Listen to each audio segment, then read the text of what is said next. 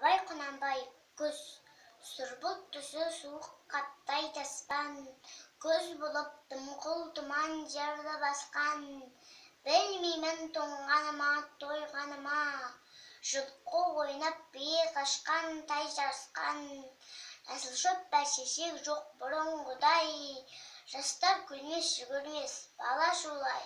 Қайыршы шал кемпірдей түсі кетіп, жапырағынан айырылған ағаш қурай. Біреу малма сапсиды салып иін, салбыр аңқыр тартыпты жыртық киім.